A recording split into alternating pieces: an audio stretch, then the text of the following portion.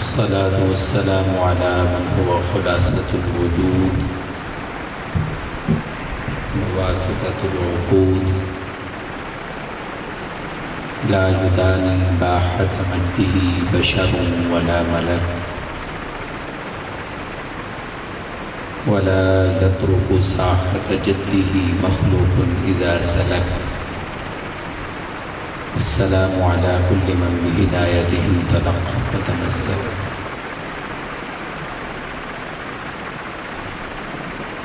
أما بعد فأعوذ بالله من الشيطان الرجيم. بسم الله الرحمن الرحيم. فالذين آمنوا به وعزروه ونصروه واتبعوا النور الذي أنزل معه أولئك هم المفلحون. صدق الله العظيم وصدق وبلغنا رسوله النبي الأمين الكريم. بہزار عجز و نیاز و بسط محبت و عقیدت اپنے قلب و ذہن کو حاضر کرتے ہوئے پوری عقیدت و احترام سے بارگاہ رسالت آپ صلی اللہ علیہ وآلہ وسلم میں ہدیہ درود و سلام کا نذرانہ پیش فرمائیں. الصلاۃ والسلام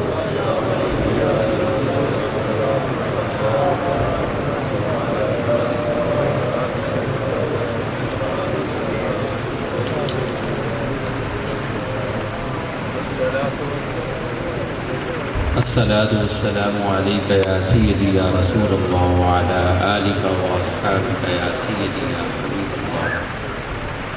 ما بصير لك فضل بك. الصلاة والسلام وعلى آلك وأصحابك يا سيدي يا حبيب الله.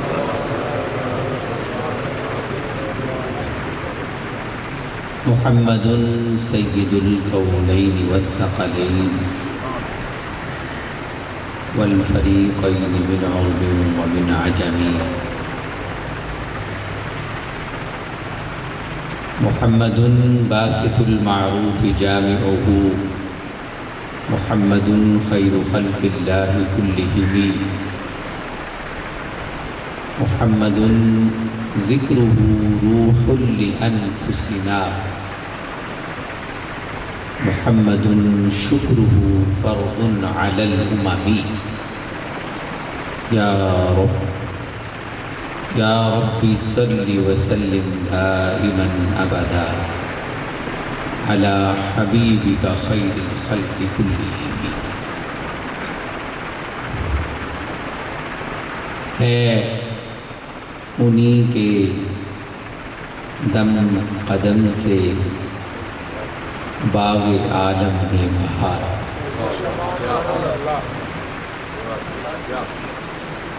ہے انہی کے دم قدم کی باغ عالم میں بہار. وہ نہ تھے عالم نہ تھا. وہ نہ تھے عالم نہ تھا. گر وہ نہ ہو عالم نہیں. راہ عرفاں سے جو ہم نادیدہ رو محرم نہیں. مصطفیٰ ہے مسند ارشاد پر کچھ غم نہیں.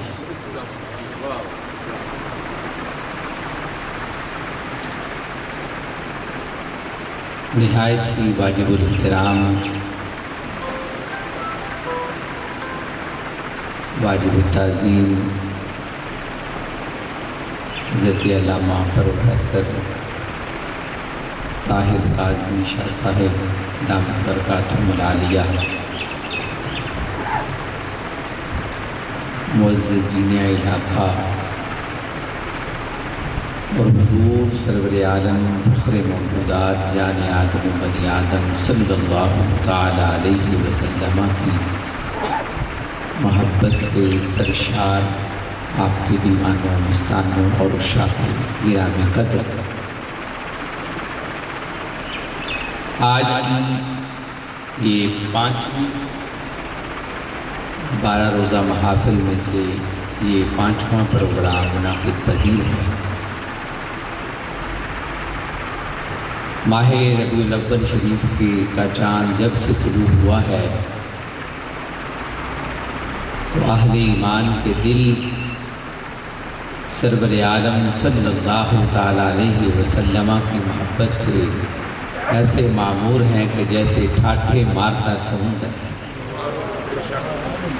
گلی گلی، کوچہ کوچہ، مسجد مسجد، اور اہل ایمان کے گھر حضور سرور عالم صلی اللہ تعالیٰ علیہ وسلم سے محبت کے اظہار میں چمک رہے ہیں، دل مہک رہے ہیں، گھر مہک رہے ہیں، ہر طرف چراغاں ہیں۔ اور آپ نے گزشتہ 4 روز میں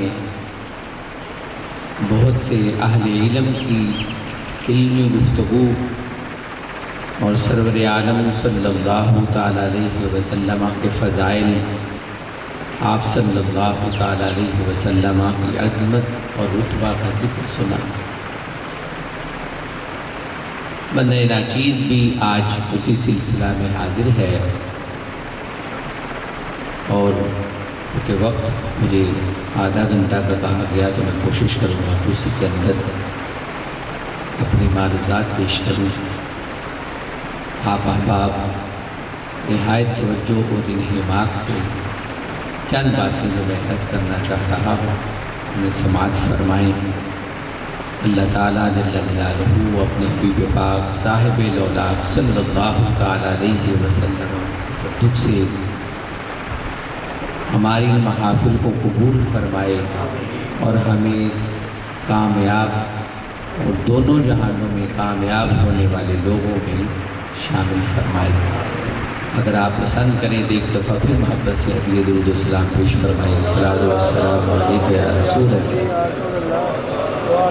وعلی آلک واصحابک یا سیدی یا حبیب اللہ۔ الصلاۃ والسلام علیک یا سیدی یا رحمت للعالمین وعلی آلک واصحابک یا سیدی یا امام الاولین والآخرین۔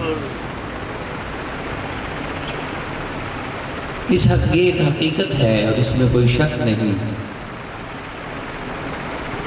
کہ محافل میلاد اور حضور سرور عالم صلی اللہ تعالیٰ علیہ وسلم کی سیرت اور فضائل کی یہ کانفرنسیں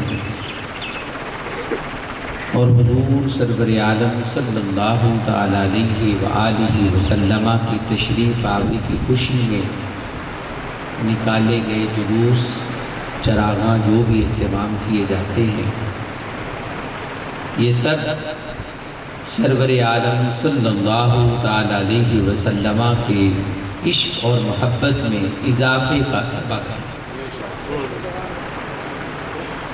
یہ محافل فروغ عشق مصطفیٰ صلی اللہ تعالیٰ علیہ وسلم کا سبب ہے، اور ان محافل میں جو سرور عالم صلی اللہ تعالیٰ علیہ وسلم کے فضائل و کمالات ہم سنتے ہیں، ان سے ایمان کو جلا ملتی ہے اور روح کو بالیدگی ملتی ہے، اس میں کوئی شک نہیں ہے۔ لیکن ایک قابل توجہ اور قابل غور بات ہے، ابھی آپ نے امام اہل سنت کے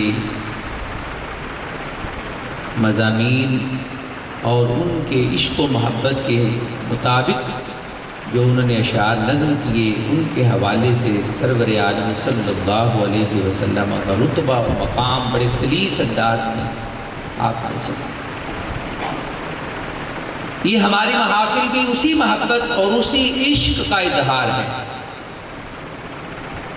لیکن سوال یہ ہے کہ وہ اتنی عظیم الشان ذات، عبادت خدا بزرگ کوئی قصہ مختصر ہے، آپ سے جو ہمارا تعلق ہے اور آپ سے جو ہماری نسبت ہے، یہ عظیم الشان محافل اور سیرت کانفرنسوں کے انعقاد سے، بازاروں، گھروں، گلیوں اور مساجد کے چراغاں سے، جگہ جگہ دل کھول کر لنگر تقسیم کرنے سے اور آپ کی ذات پر درود و سلام کے تحفے بھیجنے اور گجرے نشاور کرنے سے کیا آپ سے نسبت اور تعلق کے سارے تقاضے ہی پورے ہو جاتے ہیں؟ اور اتنی عظیم الشان کے ذات جو ہماری نسبت ہے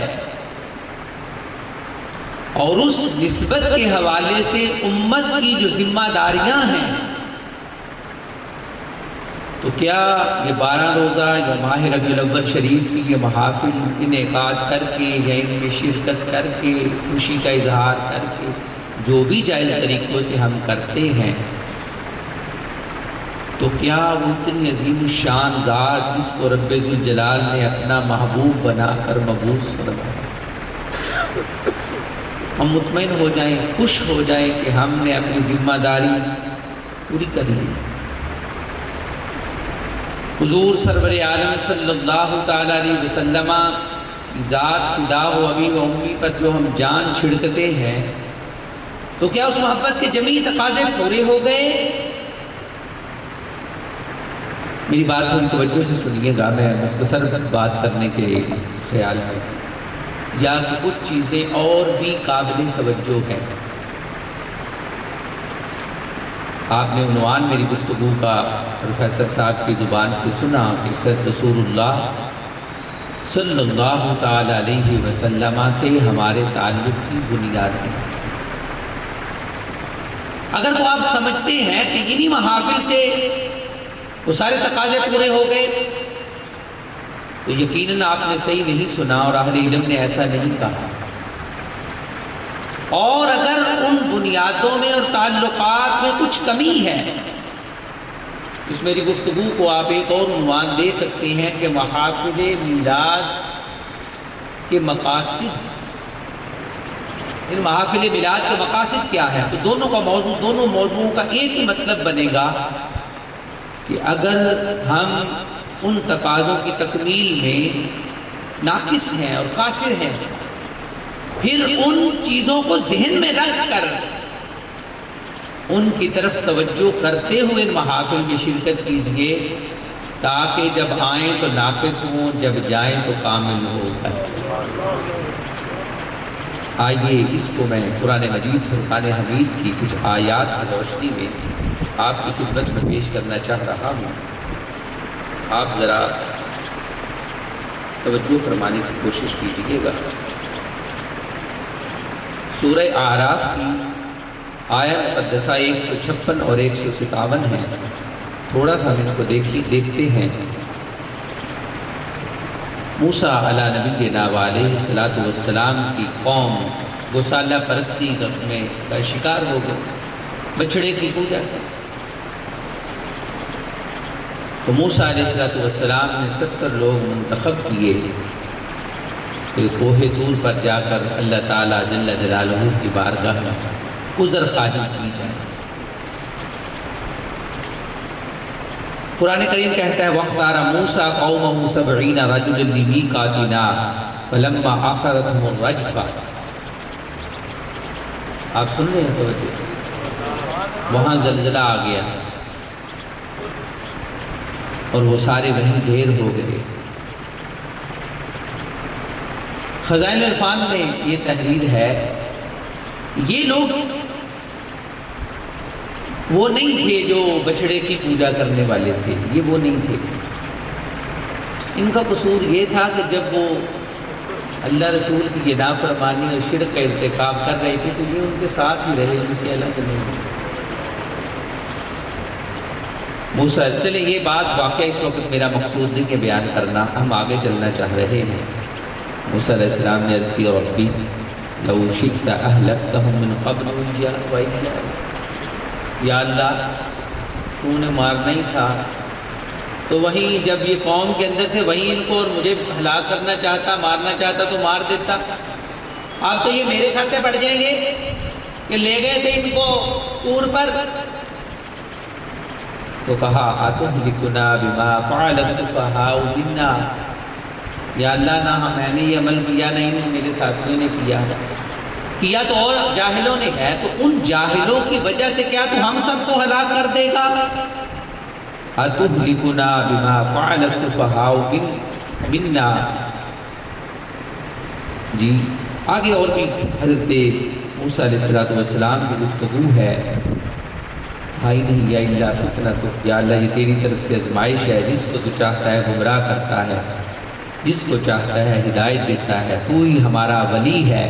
فاغفر لنا وارحمنا وانت خیر الغافرین، ہمیں معاف کر دے، ہم پر رحم فرما، اور تو سب سے بہترین رحم فرمانے والا ہے۔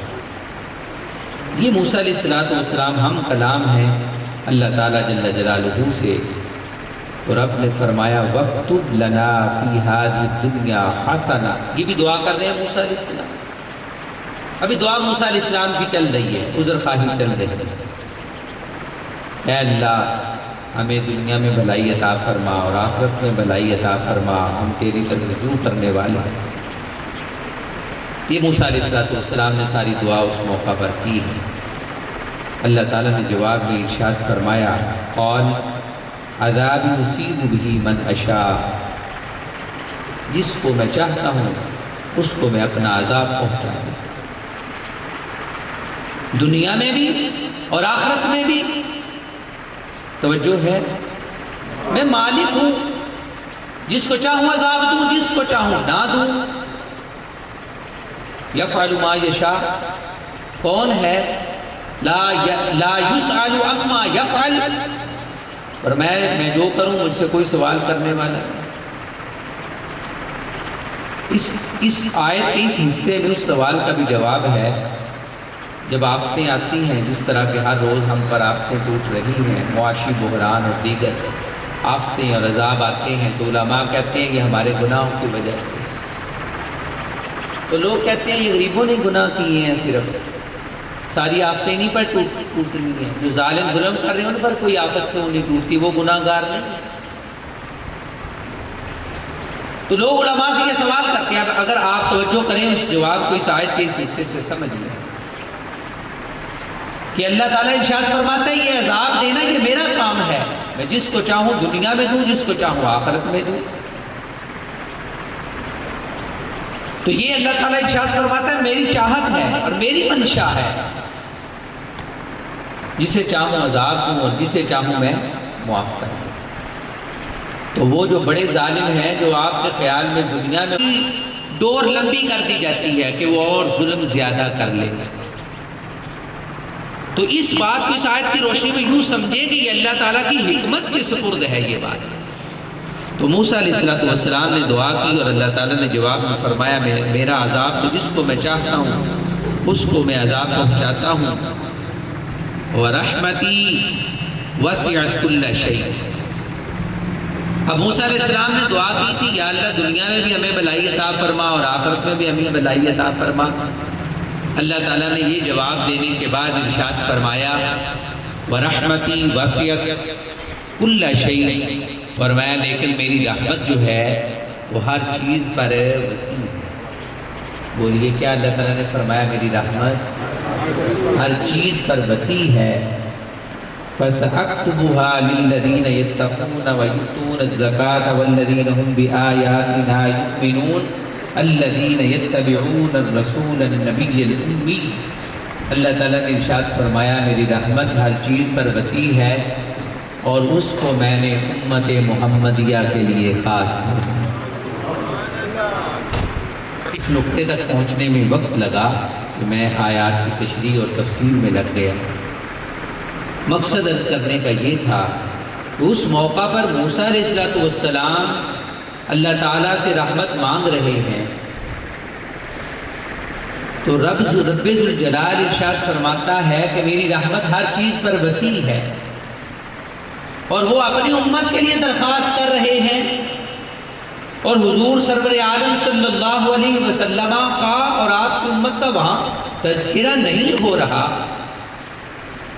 لیکن اللہ تعالیٰ جل جلالہ ارشاد فرما رہا ہے کہ میری رحمت جو ہر چیز پر وسیع ہے اسے میں نے لکھ دیا ہے۔ کس کے لیے؟ خلاصہ حدیث آیت یہ ہے کہ اس کو میں نے اپنے محبوب محبوب پاک صاحب لولاق صلی اللہ علیہ وسلم کی امت کے لیے یہاں اللہ تعالیٰ نے سرور عالم صلی اللہ علیہ وسلم کی امت کے یعنی موسیٰ علیہ السلام پھر توجہ دلا رہا، آپ اپنی امت کے لیے سوال کر رہے ہیں، اللہ تعالیٰ یہاں حضور سرور عالم صلی اللہ علیہ وسلم کے فضائل و کمالات بیان فرما رہا، فرمایا یہ ان لوگوں کے لیے ہے میری رحمت جو ہر چیز پر وسیع ہے، جی فرمایا جو ہماری آیتوں پر ایمان لانے والے ہیں، جو زکوٰۃ ادا کرنے والے ہیں اور جو نبی امی کی اتباع کرنے والے۔ بہت سی صفات اللہ تعالیٰ نے بیان فرمائی، وہ نبی ہیں، وہ امی ہیں، وہ رسول ہیں، ان کا ذکر تورات اور انجیل میں ہے، نیکی کا حکم دیتے ہیں، برائی سے منع کرتے ہیں، حلال چیزوں کو پاک چیزوں کو تمہارے لیے حلال کرتے ہیں، ناپاک چیزوں کو حرام کرتے ہیں۔ یہ سارے فضائل حضور سرور عالم صلی اللہ تعالیٰ علیہ وسلم کے بیان کرنے کے بعد اللہ تعالیٰ نے ارشاد فرمایا، گویا یوں کہا جا رہا موسیٰ علیہ السلام کو اور آپ کی امت کو بھی کہ کامیاب ہونے والے لوگ دنیا اور آخرت میں کون ہیں؟ تو آخر میں فرمایا فالذین آمنوا بہ وعزروہ ونصروہ واتبعوا النور الذی انزل معہ اولئک هم المفلحون۔ اس مقام پر اللہ تعالیٰ جل جلالہ نے 4 چیزوں کو بیان فرمایا اور یہی 4 حضور سرور عالم صلی اللہ تعالیٰ علیہ وسلم سے ہمارے تعلق کی بنیادیں، ان پر آپ غور کریں گے۔ میں اختصار سے عرض کروں گا اور ہماری گفتگو اختتام پذیر ہوگی۔ میں آج جوشیلے انداز کے بجائے کچھ اسی انداز میں آپ کے دل میں کوئی بات اتارنے کی کوشش کر رہا ہوں، وقت بھی بڑا مختصر سا ہے، آپ تھوڑی توجہ فرمائیے گا۔ پہلی چیز اللہ تعالیٰ نے ارشاد فرمائی، آخر میں فرمایا اولئک هم المفلحون، خواہ وہ یہودی ہوں خواہ وہ عیسائی ہوں جو حضور کے زمانے میں یا امت محمدیہ، سن رہی قرآن کہہ رہا کامیابی کے لیے یہ تمہیں کرنا ہے۔ اب ہم نے یہاں یہی سوچنا ہے کہ کیا ہم فقط یہ چند رسمیں پوری کر رہے ہیں، یہ چند محبت کے اظہار اور تقاضے پورے کر رہے ہیں، یا یہ قرآن بھی پڑھ رہے ہیں اور اللہ تعالیٰ نے جو آپ سے تعلق کی بنیادیں ہیں ان میں ہم کہاں کھڑے؟ حضور سرور عالم صلی اللہ تعالیٰ علیہ وسلم احد میں ہیں، دان مبارک شہید ہو رہے ہیں، پتھروں کا برساؤ ہو رہا ہے، موت وہاں رقص کر رہی ہے، صحابہ حضور کے آگے پیچھے شہید ہو رہے ہیں۔ تو اگر وہاں اس وقت میں کوئی مسلمان گھر میں بیٹھا درود پاک پڑھ رہے اور حضور وہاں اپنے مشن کی تکمیل کے لیے جان ہتھیلی کر رہے ہیں، تو اسے سوچنا ہے نا کہ آج مجھے کہاں ہونا چاہیے۔ ان اشاروں کو سمجھنے کی کوشش کریں۔ تو 4 چیزوں میں سے پہلی چیز جو اللہ تعالیٰ نے ارشاد فرمائی وہ یہ ہے، حضور سے تعلق کا پہلا تقاضا یہ ہے آپ کی ذات پر ایمان، دوسرا تقاضا ہے آپ صلی اللہ تعالیٰ علیہ وسلم کی تعظیم، تیسری بنیاد ہے آپ کی ذات سے آپ کی کے مشن کی مدد اور نصرت کرنا، اور چوتھی بنیاد یہ ہے کہ چپک جانا اس قرآن کے ساتھ جو حضور لے کر آئے اور جاتے وقت فرما کر گئے، لن تضلوا ما تمسکتم بہما انی ترکت فیکم الثقلین، 2 چیزیں چھوڑ کر جا رہا ہوں، جب تک ان کو تھامے رہو گے گمراہ نہیں۔ یہ 4 چیزیں بڑے ہی سادہ انداز سے ہم تھوڑا تھوڑا ان کو سمجھنے کی کوشش کریں اور گفتگو ختم ہے۔ پہلی چیز کیا ہے؟ حضور سرور عالم صلی اللہ تعالیٰ علیہ وسلم کی ذات پر، اس میں ہمیں کوئی شک نہیں، اور بلکہ ہمارا یہ اعتقاد ہے کہ سرور عالم صلی اللہ تعالیٰ علیہ وسلم کی محبت ہی تو عین ایمان ہے۔ بلکہ بعض علماء نے یوں بیان کیا، یہ وہ چونکہ میری گفتگو ذرا موضوع تھوڑا ہٹ کر ہے، آپ جس کو سنتے ہیں، شاید سمجھنے میں مشکل ہو رہی ہو۔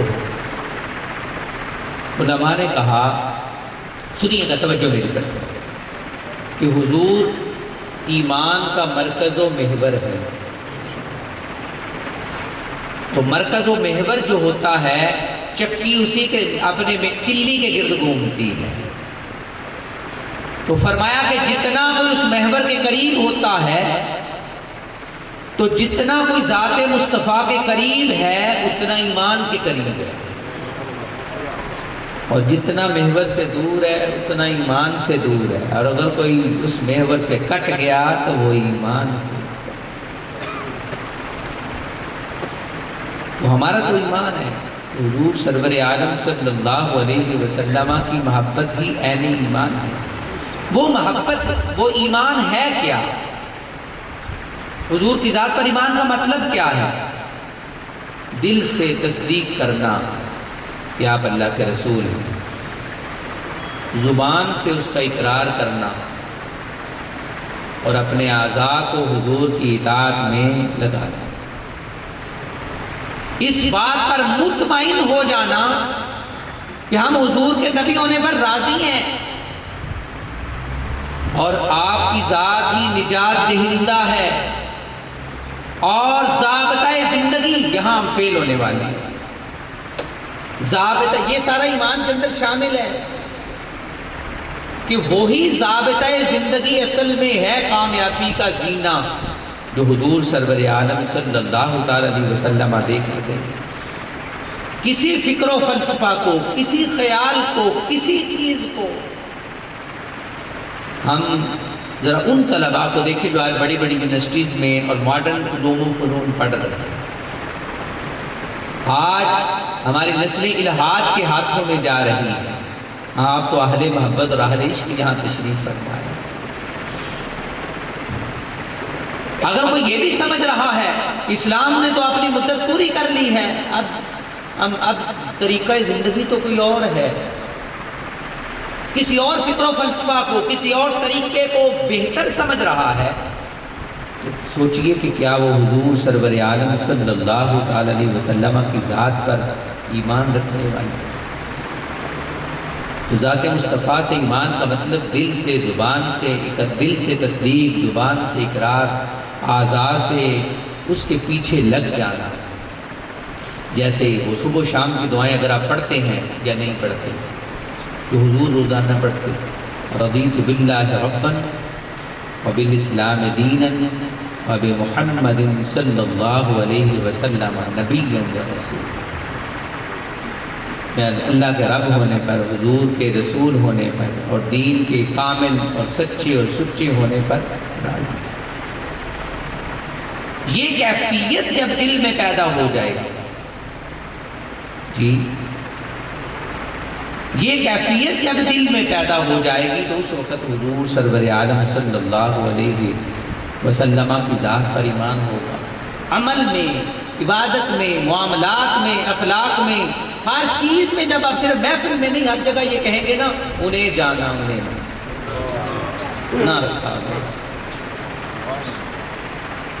تو اگر ہم صرف سوشل مسلم ہیں، مسلمانوں کے گھر میں پیدا ہو گئے، مسلمانوں کے ملک میں پیدا ہو گئے، تو چند رسموں کا نام اسلام، محرم آ گیا تو اس کی کچھ چیزیں ہیں، ربیع الاول آ گیا تو اس کی کچھ چیزیں ہیں، رمضان آ گیا تو اس کی کچھ چیزیں ہیں، پھر ہم کہاں پر؟ وہ شخص، وہ حاجی صاحب، وہ تاجر جو ملاوٹ کر رہا ہے اور اپنے مزدوروں پر ظلم کر رہا ہے، اور جس نے سیونگ اکاؤنٹ کھلوائے ہوئے ہیں، اور جو سود پر لوگوں کو پیسے دے رہا ہے، ہر سال وہ خانہ کعبہ کا غلاف پکڑ لیتا ہے جا کے، تو غلاف کعبہ سے اسے کیا ملے؟ آپ نے سنا کہ سرور عالم صلی اللہ علیہ وسلم کے زائر کے گرد کعبہ بھی گھومتا ہے، وہ زائر فقط زیارت کرنے کے لیے ہی ہے بس۔ تو ہم بس محفل کی حد تک حضور پر ایمان رکھتے ہیں؟ نہیں۔ میں کوشش کر رہا ہوں آسان لفظوں میں اپنی بات آپ تک منتقل کروں۔ زندگی کے ہر قدم پر جب ہم یہ کہیں گے نا، انہیں جانا انہیں ماننا نہ رکھا، جب میری بیٹی کی شادی ہو رہی ہے، بیٹے کی شادی ہو رہی ہے، خوشی غمی کے معاملات ہیں، چیزیں ہیں، پھر دین، اسلام، حضور کی شریعت سب دھرا پڑا، اس وقت حضور کی ذات پر ایمان کیا ہم سے تقاضا؟ اب جب یہ کیفیت دل میں پیدا ہوگی حضور کی ذات کے بارے میں، تو پھر حضور نے فرمایا تمہیں ایمان فقط توجہ سے، مسلم شریف کی حدیث ہے، فرمایا صرف تمہیں ایمان نہیں نصیب ہوگا بلکہ ایمان کی لذت اور مٹھاس بھی تمہیں نصیب۔ حضور نے فرمایا ذاق طعم الایمان من رضی باللہ ربا وبالاسلام دینا وبمحمد نبیا ورسولا، او کما قال۔ حضور نے فرمایا جس کے دل میں یہ، جس کی کیفیت ایمان کی یہ بن گئی کہ وہ حضور کے رسول ہونے پر، رب کے، اللہ کے رب ہونے پر اور دین کے مکمل کامل ہونے پر راضی ہو گیا، اس کو کوئی مشکل، کوئی پریشانی، کوئی زندگی کی تکلیفیں تنگ نہیں کرتی۔ فرمایا ذاق طعم الایمان، لذت ایمان اور ایمان کی حلاوت اور چاشنی اس کے دل میں اتر گئی۔ دوسری چیز، اب اس ایمان میں پھر بہت سی چیزیں ہیں۔ پہلے تو یہ کہ مجھے گفتگو کے لیے ویسے زیادہ وقت ملے، ویسے بھی کبھی کبھی آپ سے فالو ہونا ہوتا ہے، لیکن نہیں، انشاءاللہ میں فالو 7 بج گئے ہیں، بہت مختصر سے، باقی تفصیلی مضامین پھر کسی موقع پر صحیح اپنے گفتگو کو نتیجہ تک پہنچا کر بات ختم کرتے ہیں۔ اس میں یہ ایمان جب حاصل ہو جاتا ہے، پھر اس ایمان کے آگے کچھ تقاضے ہیں۔ 4 چیزیں جو میں نے ذکر کی، ان میں پہلی بار ابھی میں بات کر رہا ہوں حضور صلی اللہ علیہ وسلم کی ذات پر ایمان۔ جب حضور کی ذات پر ایمان آتا ہے تو وہ تقاضا کرتا ہے کہ آپ کی ذات سب سے زیادہ محبوب بن جائے، حضور کی تعظیم ہو، حضور کی اطاعت ہو اور حضور کی اتباع۔ یہ 4 چیزوں کا تقاضا ایمان کرتا ہے۔ ہم حضور کی محبت کے بھی دعوے دار ہیں، تعظیم میں سب سے آگے ہیں، اطاعت اور اتباع کے بھی دعوے دار ہیں، لیکن بڑے افسوس کی بات ہوگی اگر میں مجمع سے کسی کو کہوں کہ کھڑا ہو کے مجھے بتائے کہ اطاعت اور اتباع میں فرق کیا ہے۔ اگر ہم یہ فرق بھی نہ بتا سکیں تو کرتے ہیں پھر ہم اطاعت اور اتباع۔ یہ باتیں اللہ کرے، یہ چیزیں میں نے شروع میں جیسے عرض کیا، یہ سوال سارے لے کر ان محافل میں آئیں کہ جواب ملتے رہیں۔ اور ایمان تو حضور کی ذات سے تعلق کے ساتھ آ گیا، لیکن اس کی کاملیت کے لیے جو نقص ہے، جہاں جہاں کمیاں، یہ محافل ان کمیوں کو دور کریں، نہ کہ تماشوں کی نظر ہو جائے جیسا کہ اکثر محافل۔ اس محفل پر تو امام اہل سنت کا سایہ ہوتا ہے، ہر جگہ تو ایسا نہیں، تو رسموں تماشوں کی، شور شرابے کی نظر ہوگی ہماری ساری محافل۔ اب 4 چیزیں ایمان سے، پھر 4 چیزیں پھوٹی جو میں نے ذکر کیا، حضور کی محبت۔ اب محبت کیا ہے؟ ایک ہے جذباتی محبت، ایک ہے اصولی محبت۔ جس محبت کا ہم سے تقاضا ہے وہ اصولی محبت ہے۔ اس کے لیے اب تفصیل کے لیے وقت درکار ہے کہ جذباتی محبت کیا ہوتی ہے۔ جذباتی محبت میں ہم سب سے آگے ہیں۔ کوئی حضور کی ذات پر بات کر کے جائے کدھر ہمارے سامنے، کوئی گستاخی کر سوچے بھی کیسے ہمارے ہوتے ہوئے، ہم مر مٹیں گے حضور صلی اللہ علیہ وسلم کی عزت پر، آپ کی ناموس پر، آپ کے ختم نبوت پر مر گئے۔ لیکن اصولی محبت یہ ہے کہ زندگی کا اصول، عبادت کا اصول، معاشرت کا اصول، معیشت کا اصول فقط حضور ہے۔ جو اس کے سامنے آئے گا میرا دشمن ہے، میرا باپ ہی کیوں نہ ہو۔ پڑھیے قرآن قل ان کان آباؤکم وابناؤکم واخوانکم وازواجکم وعشیرتکم واموال اقترفتموها وتجارة تخشون کسادها ومساکن ترضونها احب الیکم من اللہ ورسولہ وجہاد فی سبیلہ فتربصوا۔ اب اتنی لمبی آیت کی تو تفسیر کے لیے ذرا وقت درکار ہے، خلاصہ عرض کر دیتا ہوں۔ خلاصہ اس کا، اس محبت کا اظہار صحابہ نے کیا کہ ایک صحابی اپنے ہاتھ سے بھائی کو قتل کر رہا ہے، ابو حذیفہ کے سامنے ان کے باپ کو گھسیٹ کر بدر میں کلیب کے کنویں میں ڈالا جا رہا ہے۔ باپ کو کیوں؟ حضور کے مقابلے میں آ گیا، باپ نہیں رہا حضور کے۔ تو اس محبت کا خلاصہ جو آج کی گفتگو میں عرض کرنا چاہتا ہوں، اگر آپ دیکھنا چاہتے ہیں کہ کیا میں محبین میں عشق تو بہت بڑی بات ہے نا، ہم تو عشق کی چھوٹا دعویٰ ہی نہیں کرتے، حالانکہ عشق تو محبت کی انتہا ہے۔ تو معنی کے اعتبار سے دیکھیں کہ کیا محبت کے کس درجے میں ہم ہیں۔ اگر جانچنا چاہیں، ترازو ہے آپ کے پاس، تو میں ترازو آپ کو دے رہا ہوں، جانچیے کہ آپ ہر وقت حضور سے اصولی محبت پر پہرا دے رہے ہیں کہ باپ آپ داڑھی رکھنا چاہ رہے ہیں، باپ کہہ رہے نہیں کہ باپ دشمن ہے، کہ حضور کے اطاعت سے سرور عالم صلی اللہ علیہ وسلم کی ذات سے محبت۔ تو عمر فاروق کا تو آپ نے واقعہ سنا ہے کہ حضور نے فرمایا کتنی محبت کرتے ہو، تو جب تک انہوں نے یہ نہیں کہا کہ جان سے بھی زیادہ محبت کرتا ہوں، حضور نے فرمایا کہ اب الان یا عمر، اب عمر تمہارا ایمان مکمل۔ عمر فاروق رضی اللہ تعالیٰ عنہ نے اس کا حق ادا کیا اور حضور نے بھی ان کو ساتھ رکھنے کے لیے اپنا حق ادا کیا۔ اب سمجھیے اس کے بعد ہے تعظیم۔ تعظیم آپ سمجھتے ہیں، ایک آدھ جملہ عرض کرتا ہوں تعظیم کے بارے میں۔ حضور کی تعظیم، حضور سے منسوب ہر چیز کی تعظیم۔ آج ہم بد قسمتی سے ان سٹیجوں پر، اہل سنت کے سٹیجوں پر بھی عرضہ سرائی حضور کے صحابہ کے بارے میں ہونا شروع ہو گئی، بڑا بدبختی کر، بڑا فتنوں پر، بڑا آزمائش کا۔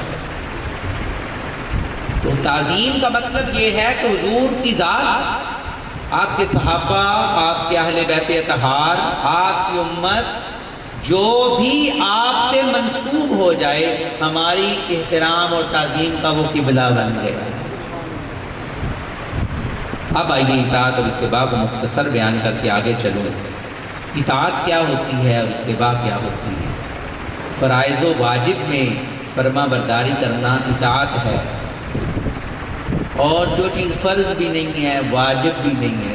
یہ بات سمجھ آ رہی ہے؟ بات سمجھ آ رہی؟ تھوڑا سا بتا دیں، سمجھ آ رہی ہے؟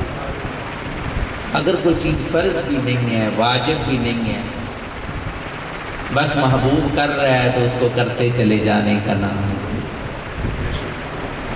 یعنی حضور کی ایسی پیروی کرنا کہ دیکھنے والا کہ یہ تو دیوانہ ہے۔ عبداللہ بن عمر رضی اللہ تعالیٰ حضور کے ساتھ سفر میں تھے تو ایک درخت کے نیچے سے گزرے، تو جب بھی جاتے اس سفر پر اسی درخت کے نیچے سے گزرتے، حالانکہ آپ تو کوئی وجہ نہیں تھی وہاں سے گزرنے کی، وجہ تھی کہ محبوب یہاں سے گزرے۔ اب دیکھیے کہ کیا ہم فرائض و واجبات میں بھی پورے ہو گئے اور سنن و نوافل میں اور مستحبات میں بھی پورے ہو گئے؟ ایک نقطے کی طرف توجہ دلا رہا ہوں۔ رب نے کہا میرے محبوب بننا چاہتے ہو اور محبوبیت میں میرا قرب حاصل کرنا چاہتے ہو، تو فرمایا قل ان کنتم تحبون اللہ فاتبعونی یحببکم اللہ۔ یہاں اطاعت کا نہیں فرمایا، یہاں اللہ نے اتباع کا فرمایا۔ دو چیزیں بڑی توجہ سے سمجھے اس آیت کیا ہوا۔ ایک یہ سمجھے کہ وہ ذات کو رب نے بنایا کیا، ادھر اللہ سے واصل، ادھر مخلوق میں شامل درجہ کیا ہے کہ فرما برداری حضور کی کر رہے ہو، محبوبیت رب کی مل رہی۔ درجہ کون سمجھ سکے کہ درجہ کا؟ ایک وہ درجہ سمجھیے اور ایک یہ سمجھیے کہ اگر محبوبیت لینی ہے تو فرائض و واجبات تو دور کی بات ہے، حضور کی سنتیں، مستحبات، نوافل کے بھی پیچھے چلنا پڑے گا نقش قدم پر۔ قل ان کنتم تحبون اللہ فاتبعونی یحببکم اللہ۔ اس کو مختصر کرتے ہیں، آخری دو پوائنٹ جو تھے اس میں اللہ تعالیٰ نے فرمایا وَنَصَرُوا۔ رب ذوالجلال جل مجدہ الکریم نے فرمایا کامیابی کے لیے تیسرا کام، حضور سے نسبت کی، تعلق کی تیسری بنیاد۔ کہیں ہم یہ نہ سمجھنے میلاد منا کر کے میلاد کر لیا، چراغاں کر لیا، لنگر تقسیم کر لیا، صبح و شام درود پڑھ لیا، سود کا کاروبار بھی چلتا رہے، دو نمبری بھی ہر طرح کی چلتی رہے، جھوٹ کسوٹ بھی چلتا رہے، شادی بیاہ پر حرام کاری سب چلتا رہے، تو ٹھیک ہے بس کر لی محفل تو پورا ہو گیا، مطمئن ہو گئے۔ یہ آخری دو چیزیں غور سے سنے، ایک دو منٹ میں عرض کر رہا ہوں۔ فرمایا تیسری چیز یہ ہے وَنَصَرُوهُ، حضور کے مشن کے لیے اپنی جان ہر وقت ہتھیلی کرے، حضور کا مددگار بن جائے۔ آپ سوچتے ہوں گے کہ ان کا تو اللہ مددگار ہے، ہم ان کے کیسے مددگار بنیں گے؟ اس کا مطلب یہ ہے کہ حضور آئے کس لیے؟ دیکھو نا، اللہ تعالیٰ نے تمام انبیاء کی بعثت کا مقصد بتایا ہے، وَمَا أَرْسَلْنَا مِن رَّسُولٍ إِلَّا لِيُطَاعَ بِإِذْنِ اللَّهِ۔ فرمایا رسولوں کو ہم نے بھیجا اس لیے نہیں کہ فقط ان سے عقیدت اور احترام کا تعلق قائم کر کے مطمئن ہو جاؤ، اس لیے بھیجا ہے کہ تم ان کے فرما بردار بنو اور ان کی اطاعت کرو، کیونکہ رسول کی اطاعت اصل میں اللہ کی اطاعت۔ تو حضور سرور عالم صلی اللہ تعالی علیہ وسلم نے کیسے حق سچ کا بول بالا کیا، کیسے ظلم کا خاتمہ کیا، کیسے معاشرت میں تبدیلی لائے، کیسے معیشت میں تبدیلی لائے، باطل کے سامنے حضور کیسے خود کھڑے ہو گئے۔ یہاں بہت کچھ تھا عرض کرنے کو۔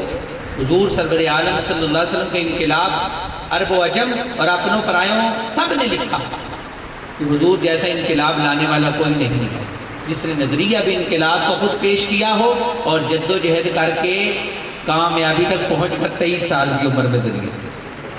اب دیکھو توجہ، یہ جو ہم حضور کی سیرت کا مطالعہ کرتے ہیں، حضور پیدا ہوئے تو یہ ہوا، حضرت آمنہ نے یہ دیکھا، وہ واقعات آپ سنتے ہیں، پھر وہ ہجرت ہوئی، پھر حضور مدینہ شریف گئے، فلاں جنگیں، ہم سمجھتے ہیں کہ یہ حضور کی سیرت ہے، حضور کے واقعات ہیں۔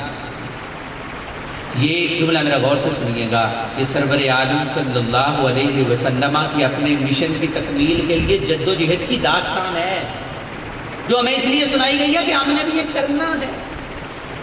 مصر کے ایک عالم گزرے سید قطب شہید، ان کی کتاب ہے فی ظلال القرآن، تفسیر کی بہت ذکیم تفسیر ہے، سننے والی بات ہے۔ انہوں نے اپنی کتاب تفسیر کا نام رکھا فی ظلال القرآن، قرآن کے سائے میں۔ وہ کہتے ہیں قرآن کے سائے کا مطلب یہ ہے کہ تم مسلمانوں کا ذرا سخت نظریہ ہے۔ وہ کہتے ہیں قرآن کے سائے کا مطلب یہ ہے کہ جب قرآن اتر رہا تھا تو مسلمان جن تکلیفوں کو جھیل رہا تھا، جن مشکلات کا سامنا کر رہا تھا، جس ظلم اور کفر اور باطل کے سامنے ڈٹا ہوا تھا، آج اگر آپ ویسے ہیں تو آپ قرآن کے سائے میں ہیں، نہیں ہیں تو نہیں۔ اب دیکھیں ختم نبوت کے ہم دائی ہیں، ہماری جانیں بھی حضور کے اس نظریہ کے لیے قربان ہیں۔ جس طرح ایمان کی حفاظت ہے، اس طرح حضور کے ختم نبوت کی حفاظت ہے۔ کبھی سوچے کہ ختم نبوت ہے کیا چیز؟ باقی انبیاء آتے تھے تو چلے جاتے تھے، تو بعد کے انبیاء ان کے مشن کی تکمیل کرتے تھے، تو حضور دنیا سے چلے گئے، اب آپ نے دروازہ نبوت تو بند کر دیا کہ آپ کے بعد کوئی نبی نہیں آنا۔ 8 ارب دنیا میں لوگ ہیں، ان میں مشکل 1.5 ارب مسلمان ہیں، اور وہ بھی کیسے مسلمان ہیں؟ ان میں سارے مسلک اور سب چیزیں شامل ہیں جی۔ تو باقی جو 8 ارب سارے کا سارا ہے، ان تک حضور کے مشن کو کس نے پہنچانا؟ اہل محبت اور اہل توجہ سمجھ گئے ہوں گے میری بات کو۔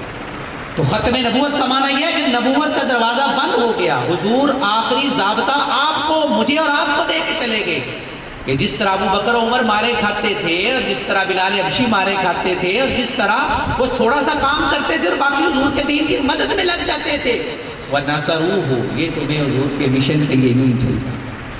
حضور کا منصب کیا تھا؟ قرآن میں اللہ تعالیٰ نے فرمایا 4 جگہوں پر لِيُظْهِرَهُ عَلَى الدِّينِ كُلِّهِ، کہ حضور اپنے دین کو غالب کریں گے تمام ادیان پر۔ آج آپ ہی غالب ہیں نا پوری دنیا پر، کیونکہ ہم نے بیڑا اٹھایا ہوا ہے اس غلبے۔ ہمارے شب و روز اسی لیے گزر رہے ہیں، ہم حضور کے احکام کو سمجھ بھی رہے ہیں، اطاعت بھی کر رہے ہیں، اتباع بھی کر رہے ہیں، مشن کو پھیلا بھی رہے ہیں۔ یہ چیز، یہ تیسری بنیاد جو قرآن نے بیان فرمائی، اور چوتھی اور آخری پر بات ختم کرتے ہیں، فرمایا وَاتَّبَعُوا النُّورَ الَّذِي أُنزِلَ مَعَهُ۔ چوتھی چیز جو حضور سے نسبت کی بنیاد ہے وہ یہ ہے اس نور کی پیروی کریں جو حضور کے ساتھ آیا، یعنی قرآن مجید ہوتا ہے۔ یہاں ایک محبت والا نقطہ ہے، وہ بھی عرض کرنا چاہ رہا ہوں۔ میں نے غور کیا کہ اللہ تعالیٰ نے یہ 4 چیزیں ذکر فرمائیں، توجہ ہے، فرمایا حضور کی ذات پر ایمان لائیں، آپ کی تعظیم کریں، آپ کے مشن کی مدد کریں، اور آپ پر اترے ہوئے قرآن کی اتباع کریں۔ تو اللہ چیزیں تو اور فرما رہا ہے، لیکن آپ فرما رہے ہیں ہر جگہ پر۔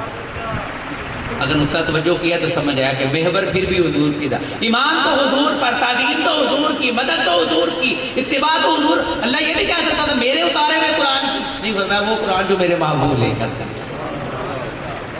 تو ذات مصطفیٰ کہیں منفی نہیں ہے، لیکن فقط ادھر ایک جذباتی تقاضا اور باقی سب ختم جی۔ تو حضور صلی اللہ علیہ وسلم، اور چوتھی چیز جو اللہ تعالیٰ نے بیان فرمائی تو فرمایا اس نور کی اتباع جو حضور سرور عالم صلی اللہ تعالیٰ علیہ وسلم لے کر آئے۔ بخاری شریف میں ہے، حضور سرور عالم صلی اللہ علیہ وسلم نے ارشاد فرمایا کیا تم گواہی دیتے ہو کہ اللہ کے علاوہ کوئی معبود نہیں اور میں اللہ کا رسول ہوں، اور یہ جو قرآن لے کر آیا ہوں یہ حق ہے؟ صحابہ نے کہا بلا یا رسول اللہ، کیوں نہیں، ہم تینوں باتوں کی گواہی دیتے ہیں، اللہ کے علاوہ کوئی معبود نہیں، آپ اللہ کے رسول ہیں، یہ قرآن حق ہے۔ حضور نے فرمایا فابشروا، پھر تمہیں خوشخبری ہو، یہ قرآن وہ ہے کہ اس کی ایک ڈوری رب کے ہاتھ میں ہے اور دوسری تمہارے ہاتھ میں ہے۔ جب تک پکڑے رکھو گے گویا تم نے رب کی حبل اللہ کو پکڑ رکھا، تم اس میں گمراہ نہیں۔ اب میں تو بہت کچھ عرض کرنا چاہتا تھا، میں نے بڑی مشکل سے اپنی چیزوں کو سمیٹا ہے۔ اقبال کہتے ہیں خارز محجور یہ قرآن شدی، شکوہ سنجے گردش دوران شدی۔ اے مسلمان، آج تو کہتا ہے فلاں پارٹی نے ہمارا بیڑا غرق کر دیا، فلاں سیاسی پارٹی نے، فلاں قائد نے، فلاں جماعت نے، فلاں اقتدار والوں نے ہمیں ہلاک کر دیا۔ اقبال کہتا ہے خارز محجور یہ قرآن شدی، نہیں یہ وجہ نہیں ہے، تو خار اس لیے ہو گیا کہ تو نے قرآن کو چھوڑ دیا۔ حضور نے فرمایا ان اللہ یرفع بہذا الکتاب اقواما ویضع بہ آخرین، فرمایا کہ بے شک اللہ تعالیٰ نے اسی قرآن کے ذریعے تمہیں عظمت بخشی تھی۔ خلاصہ عرض کر رہا ہوں مطلب، اور جب اس کو چھوڑ دو گے تو دنیا میں رسوا ہو جائے گی۔ میں نے بڑے اختصار کے ساتھ آج تقریری انداز سے ہٹ کر صرف ایک سمجھانے کے انداز میں چند باتیں عرض کی ہیں۔ یہ 4 بنیادیں ہیں، میں پھر آخر پر یاد آتا ہوں، ذات مصطفیٰ پر ایمان اور حضور کی تعظیم، اور ایمان سمجھ کے کہ کسی زندگی کے قدم پر خوشی ہو، غمی ہو، کاروبار میں، یہ نہیں کہ بینک میں ایمان اور ہو جاتا ہے اور مسجد میں اور درود پاک پڑھتے وقت اور معاملہ کرتے وقت اور، یہ سب ایمان۔ پھر حضور سرور عالم صلی اللہ علیہ وسلم کی تعظیم جیسا کہ کرنے کا، جن کے سامنے آواز اونچی ہو جائے تو ایمان باطل ہو جاتے ہیں، اگر ان کی ساری شریعت کی حکم عدولی ہو رہی ہے تو پھر کدھر جائیں گے۔ اور تیسری کہ زندگی ہماری وقت ہے سرور عالم صلی اللہ علیہ وسلم کے مشن۔ آپ نے دیکھا نہیں کوئی صحابی کی مزار ترکی میں ہے، کسی کی کہیں ہے، یہ ادھر کیا لینے آئے تھے؟ جب حضور نے یہ فرمایا تھا نا آخر پر خطبہ حجۃ الوداع میں کہ یہ 2 چیزیں لے کر جا رہا ہوں، تو صحابہ نے کہا تھا اب حکم آ گیا ہے، اب ہمیں اس پیغام کو لے کر شرق و غرب۔ اور چوتھی چیز وہ قرآن جو حضور سرور عالم صلی اللہ علیہ وسلم نے، یہ حضور سے نسبت کی بنیادیں میں نے اپنی طرف سے کرنے کی کوشش کی ہے۔ ان محافل میں آئیں تو دیکھیں کہ ان بنیادوں میں کہاں کمی ہے اور اس کمی کو دور کریں، پھر یہ محافل اپنے پورے مقاصد کے ساتھ ہم ان سے مستفید ہو سکیں گے۔ پروردگار عالم اسی مختصر بات پر میں اجازت چاہتا ہوں، پروردگار عالم اپنے حبیب پاک صاحب الاولاق صلی اللہ علیہ وسلم کے تصدق سے جو اللہ نے آخرت میں فرمایا نا مفلحون، اس کے بعد ان سب کچھ ذکر کرنے کے بعد فرمایا اولئک هم المفلحون، خدا کرے ہم کامیاب لوگ جن کو اللہ کامیاب کہہ رہا ہے، پھر ہم ان میں شامل ہوں گے اور اللہ نے شامل۔ واخر دعوانا